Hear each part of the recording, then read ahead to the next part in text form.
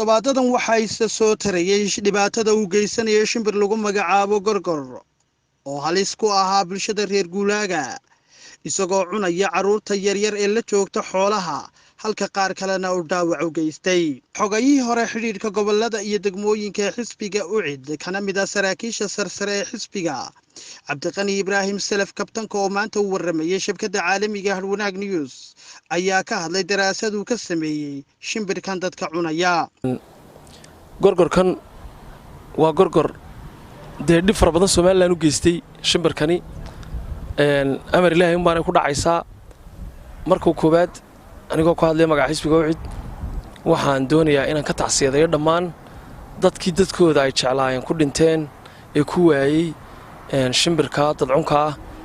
tacsi ayaan u diraynaa waxaan leenahay Ilaahay samiri iimaan haydka siiyo waan idin barbar taaganahay inta hadan halka ku dhaafo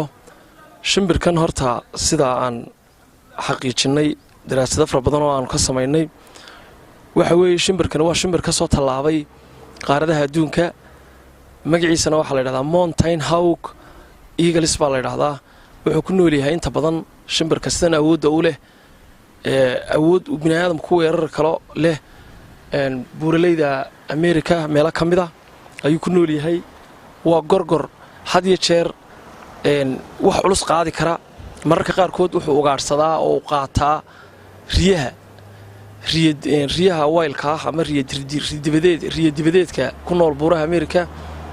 oo sometimes buuraha ka fuulaan yeeyga say uga badbaadaan gobolku markuu dhaco kala habeenkii kadibna intuu buuraha ugu tago oo uu qaado ayuu dhulka ku soo tuuraa marka dhulka ku dhacdo ridu sanaaga buurta ku dhacdo saxabka kala dilaacaysa markaas uu cunaa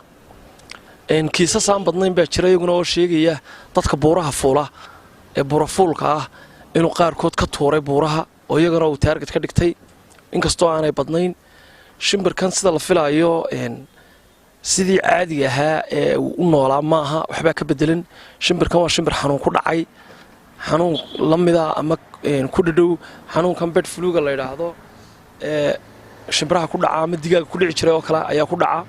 marka systemkii maskaxdiisu caadiga oo ahayd wax ka bedelayaa qaab waaliyo kale ayuu shaqeynayaa sida caadiga eagle-kani waxa uu favorite foodkiisa ugu weyn u yahay waa bakaylaha sakaarada mulacyada masaska iyo shimbiraha inta badan marnaba isagoo bini'aadam ka dhiganaya quutal daruuri lama arag markuu caadiga yahay laakiin sabab marka xanuunku ku dhaco oo imka dacwado markay xanuunku ku dhaco ama aygo kale waa ka dadka weeraray isbedela sidaas oo kale xanuun baa shimbirkan ku dhacay awoodna waa shimbirkan wuxuu leeyahay inuu qaaradaha ka gudbo imka hadda ka hor shimbir baa jiray Siberian eagle nooc la yiraahdo Russia ku nool Braflida ku nool ayaa basaasnimo wax u adeegsanayay Ruushka 20 sanadood kadib wuxuu ku soo dhacay Saxaraha Khaliijka Carabta kamarad baa ku rakibnayd waxay soo bandhigeen intii meelada uu maray wuxuu dhameystiray shimbirkaasi oo soo wada maray dhammaan qaaradda Yurub bariya galbeedba wuxuu soo maray Aasiya oo dhan wuxuu soo maray Afrika wuxuu ka soo galay gacanka Djibouti halka Djibouti uu ka soo galay wuxuu maray Djibouti iyo Suudaan iyo Eritrea dib uu uga noqday laba goor baan halka yimi waa shimbir awood u leh marka inuu badaha iska gudbo caalamka inaga waddankeena waxa ku noolaa geeltoosiye mid la yiraahdo baqaye gorgor intaba uu ka weyn yahay shimbirkani waa shimbirka awood u leh qof bini'aadam oo 10 jira inuu dilo ma shimbir dhib yar waliba ku darso dadka miyiga ilmaha 10 jirka reer miyiga day 20 jirka reer magaalka uu ka taadkiis badan yahay oo waa military waa dad xawayaanka iska difaaci kara nooc kasto yihiin oo u tababaran inay noloshooda survival gareeyaan shimbirka sida dhibta yar ku cunay qofka 10 jirka ah ee reer miyiga ma shimbir dhib yar waa shimbir awood iyo baaxad leh sida u muuqatana waa shimbir qura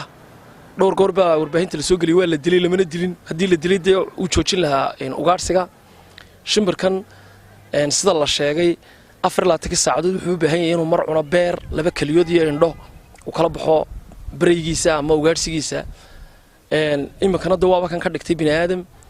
maalintii markuu meeshu ka ugaarsado xilligeeda 100 kilomitir in ka badan ayuu duulaa oo ka sameeyaa ugaarsigiisa kale imika markii ugu dambeysay Salaxli buu inaan ku dhaawacay sida aan anigu filayana shimbirkan wuxuu socdaa xagga Djibouti oo wuxuu rabaa inuu badda ka gudbo halka yar wuxuu ka gudbaa gacmada badda ugu yar tahay iskaga dhowdahay uu ka gudbaa waa sida aan filayo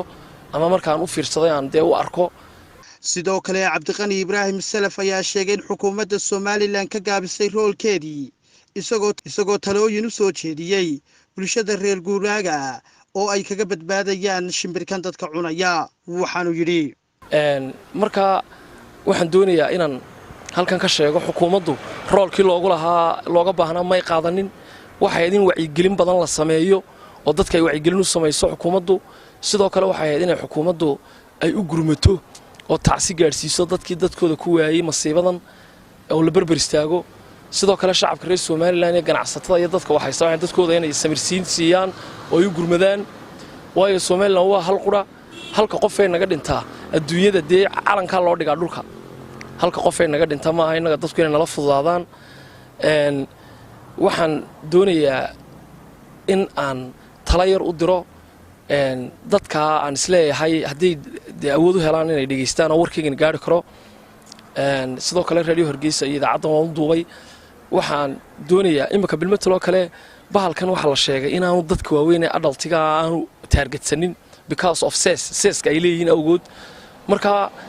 inta aanu bahalkan ku soo duulin qofka uu dilayo wuxuu eegayaa oo marka hore analyze gareynaya seskiisu intuu leeyahay baaxadiisu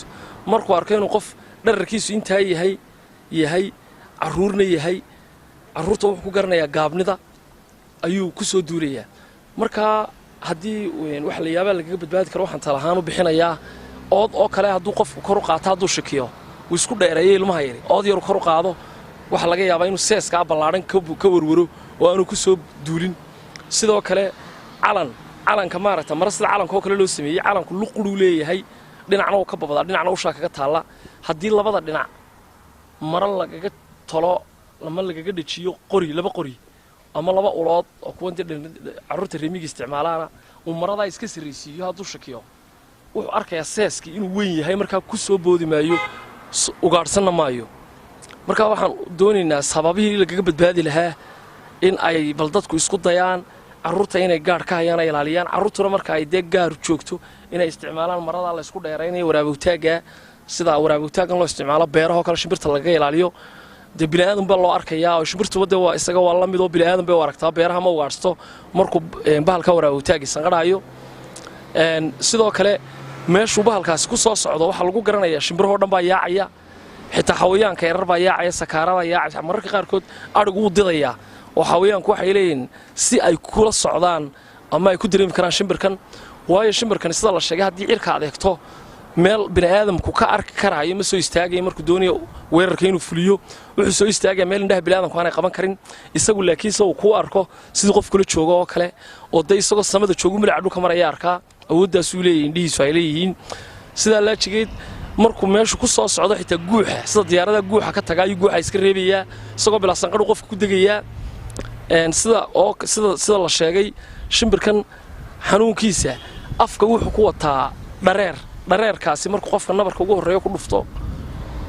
baaralaysid buu qofkii bini'aadamka ka dhigayaa kadibna qofkii istifaaciba karmaa wixii intaa ka dambeeya suntan uu afka ku sitee dhareerka ayaa qofka marka ugu horreysa dhiiggiisa uu ku tallaalo uu dalooliyo jirkiisa